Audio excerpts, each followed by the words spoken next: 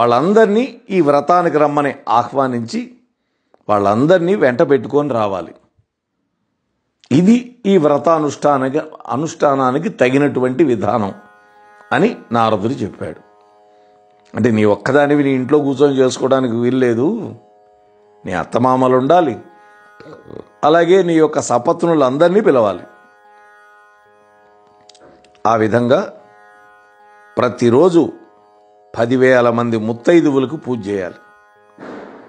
శ్రేష్టమైనటువంటి పచ్చకర్పూరాన్ని, పరిమళ ద్రవ్యాలని, నూతన వస్త్రాలని, ఆభరణాలను ఇస్తూ వాళ్ళందరినీ సంతోషపెడుతూ చైత్ర శుద్ధ నవమి మొదలుపెట్టి ఈ వ్రతాన్ని అవలంబించాలి. అంటే వ్రత దీక్ష ఏ రోజు పుచ్చుకోవాలి అంటే చైత్రమాసంలో శుక్లపక్షంలో నవమి తిథి నాడు, అంటే రామచంద్ర ప్రభువు ఈ భూమి మీద అవతరించినటువంటి పుణ్యదినం అది. ఆ తరువాత ఇంకా ఏం చేయాలో చెప్తున్నాడు. పరమ ఆచారధురీణు అధ్యయన సంపన్ను శుభాకారు శాస్త్ర రహస్యజ్ఞు విశిష్ట వంశజు ప్రశాంత స్వాంతు ఉద్యద్దయా పరతంత్రు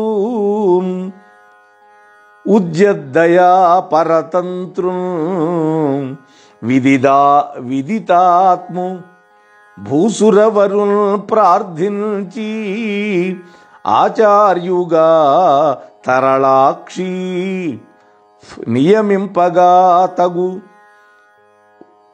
వ్రతోద్వాస క్రియావేళకు. అమ్మా సత్యభామ, ఒక మహాత్ముణ్ణి వరించాలి పురోహితుడిగా. ఎలా ఉండాలి ఆయన, ఏ గుణాలతో ఏ లక్షణాలతో ఉండాలో చెప్తున్నాడు. 1, వేద విహితమైనటువంటి ధర్మాన్ని ఆచరించేవాడై ఉండాలి నువ్వు వరించేటటువంటి బ్రాహ్మణుడు. అంటే వేదం చెప్పినటువంటి ధర్మాన్ని తూచా తప్పకుండా ఆచరించేటటువంటి మనస్సు కలిగి ఉండాలి, ఆచరణలో కూడా ఉండాలి. అలాగే ఆ మహాత్ముడు చక్కటి విద్యావంతుడై ఉండాలి, మంచి రూపవంతుడై ఉండాలి, అంటే అంగవైకల్యాలు లేనటువంటి వాడుగా ఉండాలి, శాస్త్ర కోవిదుడుగా ఉండాలి, గొప్ప వంశంలో జన్మించినటువంటి వాడుగా ఉండాలి, ఆయన హృదయం ప్రశాంతంగా ఉండాలి. ఇన్ని ఉన్నా ప్రశాంత హృదయం లేకపోతే వేస్ట్. దయ ఉండాలి. బ్రహ్మజ్ఞాని అయినటువంటి ఒక బ్రాహ్మణోత్తముణ్ణి ప్రార్థన చేసి ఈ వ్రతాన్ని పూర్తి చేయటానికి, అంటే ఈ వ్రతాన్ని పూర్తి చేసే సమయానికి ఒక ఆచార్యుడిగా నియమించుకోవాలి, వరించాలి. నియమించడం కంటే వరించాలి అంటే బాగా ఉంటుంది. నియమించడం అంటే అధికారం కిందకు వస్తుంది, వరించడం అంటే భక్తితోటి ప్రార్థించి తీసుకొచ్చుకోవటం అని. అమ్మా సత్య ఆ విధంగా నియమించి మదించినటువంటి ఏనుగులని, గుర్రాలని, స్త్రీలని, అమూల్యమైనటువంటి నవరత్నాలని, గోవులని, భూమిని, సేవకులని, ధనధాన్యాలను, నెయ్యి, తేనె మొదలైనటువంటి ద్రవ్యాలని, కర్పూరము, కస్తూరి, జవ్వాది, అగరు, పోకచెక్కలు మొదలైనటువంటి సుగంధ ద్రవ్యాలని కోట్ల కొలది దానం చేయాలి అని. ఇది దానం చేయాలి. ఏతద్వస్తు సదక్షిణాకముగం ఆత్మేషు సురానోక ఆహ్వానితుంగా తగధారవోసి ద్విజుడేయే అర్ధముల్ వేడిన చేత ప్రీతిగనిచ్చి క్రమ్మర పతించే కొంటయుక్తంబు విఖ్యాతంబై తనరారు ఈ నీ వ్రతము సాకల్యంబుగా చేసిన. చివరలో ఒక కొసమెరుపు చెబుతున్నాడు. ఈ విధంగా నేను చెప్పినటువంటి వస్తువులన్నిటినీ దక్షిణపూర్వకంగా కలిపి, కల్పవృక్షాన్ని కూడా కలిపి, నీ భర్తని ధారాదత్తం చేయాలి. నీ భర్తని డోమ్ అన్నది గుండె ఆమెకి. అసలు వ్రతం చేసేదే ఈ భర్త కోసం అయితే ఈ భర్తని దానం చేయమంటాడేమిటి అని ఆమె కొంచెం బెంగ, ఆశ్చర్యం అన్నీ కలిగినాయి. అనగానే, అమ్మా కంగారు పడద్దు, నువ్వు దానం చేసినటువంటి ఆ బ్రాహ్మణుడు ఏమి కోరుకుంటే అవన్నీ ఆనందంగా ఇచ్చి మళ్ళీ నీ భర్తను నువ్వు పొందొచ్చు. అంటే నీ భర్తను మళ్ళీ కొనుక్కో అంటున్నాడు. ఇది ఇక్కడ చెప్పింది. అప్పుడు ఆమె ఊపిరి పీల్చుకుంది. అయితే నాదొక అనుమానం, మరి నీ భర్తని దక్కించుకోవటానికి తగినంత ధనం నీ దగ్గర ఉందా? కాకపోతే నాటకాల్లో వేరే విధంగా రాశారు. ఏమన్నారు అక్కడ? నీ భర్తని తులతూచి తీసుకోమన్నారు. ధనంతో గాని, ధనేతరాలతో గాని, బంగారంతో గాని నీ దగ్గర ఏదుంటే అది సంపద, నీ భర్త బరువుకి తగినటువంటిది ఇచ్చి తీసుకో అని మనకి నాటకకర్తలు ఆ విధంగా రాశారు. కానీ ఇక్కడ తిమ్మన గారు ఆ విధంగా రాయలా. తూకం దూసి తీసుకోమంటల్లా. నీ భర్తని దానంగా పొందినటువంటి మహాత్ముడు ఏది కోరుకుంటే దాన్ని ఇచ్చి నువ్వు పుచ్చుకో అంటున్నాడు మళ్ళీ నీ భర్తని.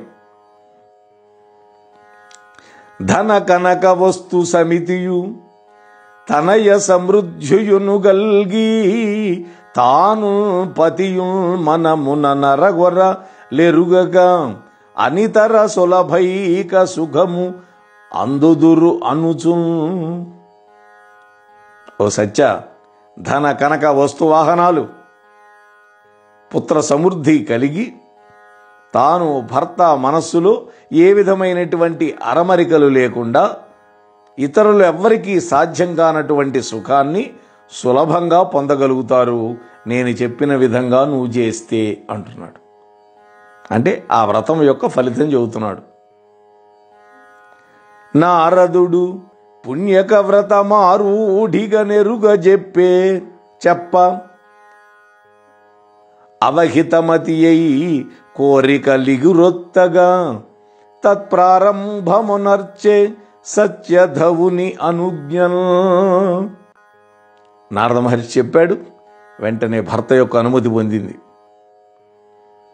ఏకాగ్ర చిత్తంతో ఆ వ్రతం చేయాలనేటువంటి కోరిక మనస్సులో పెట్టుకొని తన భర్త అయినటువంటి శ్రీకృష్ణ పరమాత్మ యొక్క అనుమతిని పొంది ఆ వ్రతాన్ని మొదలుపెట్టింది. అప్పుడు యాదవులు, వృష్ణులు, కుకురులు, భోజులు, అంధకులు వీళ్ళంతా యదువంశంలో జాతులు. వీళ్ళంతా చిన్న చిన్న జాతులుగా విడిపోయారు కంసుడి యొక్క దెబ్బకు తడిచి. వీళ్ళంతా కూడా సత్యాకృష్ణులకి ఆప్తగణంలోని వాళ్ళు, అంటే మంచి దగ్గర బంధువులు వీళ్ళు. అలాగే సంబంధం కలుపుకున్నటువంటి భీష్మకుడు మొదలైనటువంటి 16,000 రాజకుటుంబాలు. భీష్మకుడు అంటే రుక్మిణీదేవి యొక్క తండ్రి. ఈ 16,000 మంది రాజకుమార్తెల యొక్క తండ్రులు, తల్లులు వీళ్ళు. అలాగే పాండవులు, కౌరవులు, పాంచాల దేశస్థులు అంటే ద్రౌపదీదేవి యొక్క దేశస్థులు మొదలైనటువంటి దగ్గర బంధువులు. అలాగే గోకులంలో ఉన్నటువంటి, బృందావనంలో ఉన్నటువంటి నందుడు, యశోద, గోపాలకులు, మిత్రవర్గంలో ఉన్నటువంటి కొంతమంది రాజులు, వాళ్ళ బంధువులు, మిత్రులు, ఇలా లోకంలో ఉన్నటువంటి రాజులందరూ కూడా సకుటుంబ సపరివార సమేతంగా ఆహ్వానితులై ఈ సత్యభామాదేవి చేస్తున్నటువంటి పుణ్యక వ్రతానికి వచ్చేశారు. ఇప్పుడు ఆ పుణ్యక వ్రతం భూలోకానికే ఒక ఉత్సవంలాగా నడుస్తూ ఉన్నది. ఈ ఉత్సవానికి కొండల నుండి, నదుల నుండి, సముద్రాల నుండి, అడవుల నుండి, ద్వీపాల నుండి, ఇంకా తగినటువంటి అనేక ప్రదేశాల నుండి కావలసినటువంటి సంభారాలు అంటే వస్తు సామాగ్రి అసంఖ్యాకంగా తెప్పించారు. అలాగే ఆ వ్రతానికి వచ్చేవాళ్ళు కొంతమంది రాజులు వాళ్ళంతా వచ్చారు కదా, వాళ్ళు వచ్చేటప్పుడు ఉత్త చేతులతో కాకుండా ఈ యొక్క వ్రతానికి కావలసినటువంటి వస్తువులన్నీ పట్టుకొచ్చారు. అందుకని వస్తువుల యొక్క సమృద్ధి పూర్తిగా ఉంది.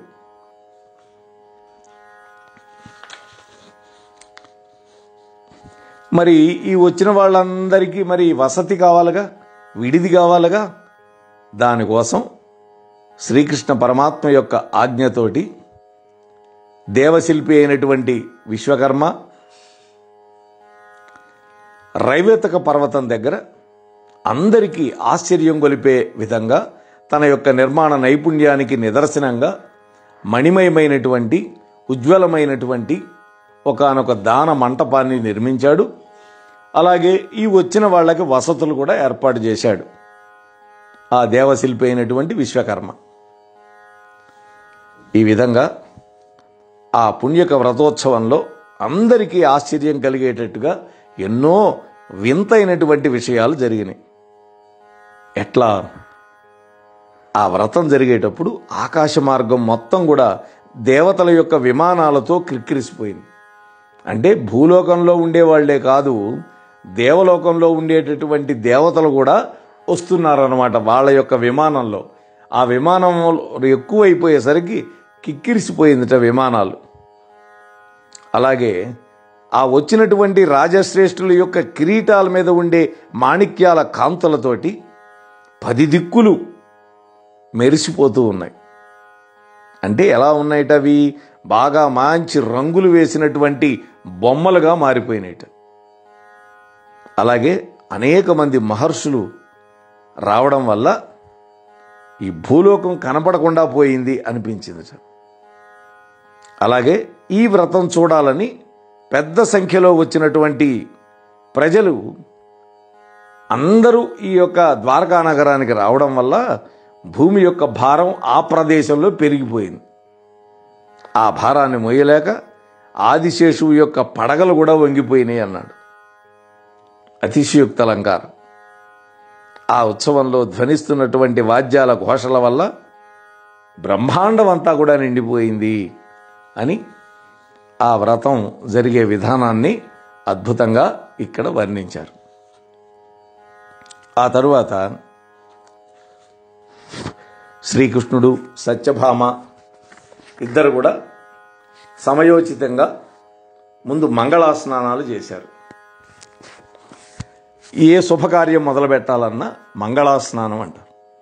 అంటే వాళ్ళని చక్కగా పీటల మీద కూర్చోబెట్టి తూర్పు ముఖంగా చక్కగా పెద్ద ముత్తైదువులు వచ్చి వాళ్ళకి కస్తూరి తిలకాలు ఇవన్నీ దిద్ది చక్కటి నువ్వుల నూనె తీసుకొని వాళ్ళ తలకాయలకి బాగా మర్దన చేసి వాళ్ళకి తాంబూలం ఇచ్చి ఆ తర్వాత లేపి వాళ్ళకి అభ్యంగన స్నానాలు చేయించాలి. అలా చేయించారు సత్యాకృష్ణులకి.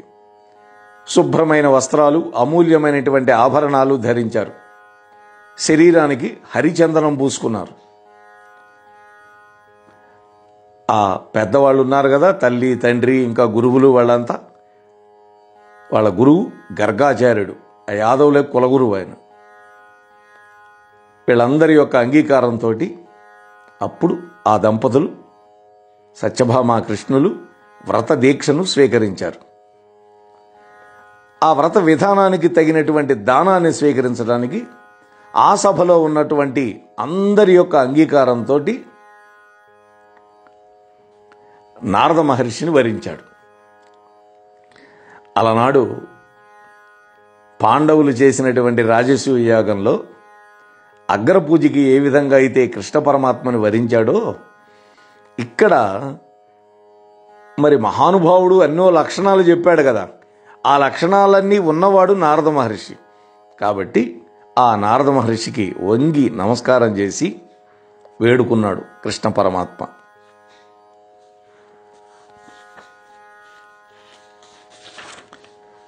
అప్పుడు మదవతుల యొక్క చేతులలో మణులు పొదిగినటువంటి కలశాలున్నాయి. ఆ వరించిన తర్వాత ఘట్టాన్ని వర్ణిస్తున్నాడు తిమ్మన గారు. ఆ కలశాల నుండి వాళ్ళు సుగంధ జలాన్ని పోస్తూ ఉన్నారు. ఆ నీటితో స్నానం చేయించారు. ఎవరికి? నారదుల వారికి. చంద్రకిరణాల కాంతిలాగా స్వచ్ఛంగా ఉన్నటువంటి వస్త్రద్వయం ఇచ్చారు. అంటే ఒక పంచ, పైన కండవ, అలాగే కర్పూరం, కస్తూరి మొదలైన వాటి పరిమళాలతో నిండినటువంటి చందనాన్ని నారదుల వారి యొక్క శరీరానికి పూశారు. ఆ తర్వాత మంచి సువాసన వెదజల్లే పూలని ఆ నారదుల వారి యొక్క కొప్పులో ముడిచారు. అందమైన రత్నాభరణాలు వేశారు. ఈ విధంగా తగినటువంటి ఉపచారాలతోటి నారద మహర్షిని ఆనందపెట్టారు అందరూ కలిసి. ఈ వ్రతాన్ని చేయించే ఋత్విక్కులైనటువంటి ధౌమ్యుడు మొదలైన మహర్షులను కూడా పూజించారు. సకల లోకానికి ఉత్సవంలాగా ప్రకాశించే విధంగా ఉన్నది. అప్పుడు ఆ సమయంలో మరి ఇంకా ఏం జరిగింది అనేటువంటి విషయాలని మనం కృష్ణ పరమాత్మ యొక్క అనుగ్రహంతో రేపు చెప్పుకుందాం. కాకపోతే ఈ ఒక్క విషయాన్ని చెప్పుకొని ఇవాళ ముగిద్దాం. అప్పుడు భద్రగజాన్ని అధిరోహించి ప్రద్యుమ్నుడు వస్తున్నాడు. స్వామివారి యొక్క పుత్రుడు, రుక్మిణీదేవికి పుట్టినవాడు. ఆ తర్వాత సాత్యకి, అభిమన్యుడు మొదలైన వాళ్ళు వెంట వస్తుంటే ధర్మరాజాదులను కలుసుకొని కృష్ణుడు మంగళవాద్యాలతోటి ఆ దాన మంటపానికి వచ్చాడు. వీళ్ళందరినీ వెంట పెట్టుకొని పరమాత్మ.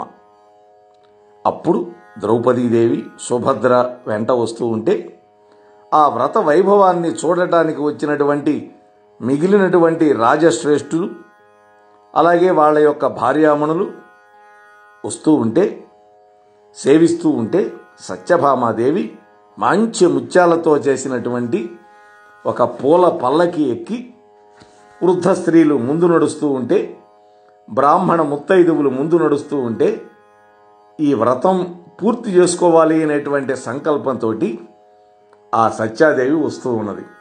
కృష్ణ పరమాత్మ ఏమన్నా పాండవులు మిగిలిన రాజులు వెంట వస్తుంటే వెళుతుంటే ఈ సత్యాదేవి బ్రాహ్మణ ముత్తైదువులు, వృద్ధ స్త్రీలు వీళ్ళందరినీ పరివేష్టించి ఏమొస్తున్నది. ఆ విధంగా వచ్చిన తర్వాత వ్రతదానం ఏ విధంగా జరిగిందనే విషయాన్ని రేపటి రోజు కృష్ణానుగ్రహంతో చెప్పుకుందాం. అంతవరకు మోహనవాణి తెలుగు పాడ్కాస్ట్ వింటున్న శ్రోతలందరికీ హృదయపూర్వక ధన్యవాదాలు. ఏమండోయ్, ఇప్పటివరకు మన ఛానల్కి సబ్స్క్రైబ్ చేసుకోకపోతే ఈ క్షణమే వెంటనే సబ్స్క్రైబ్ చేసుకుని ఆ పక్క నుండి బెల్ బటన్ని మ్రోగించండి. అప్పుడు నేను చేసే అప్డేట్స్ అన్నీ మీ ముందు ప్రత్యక్షమవుతాయి.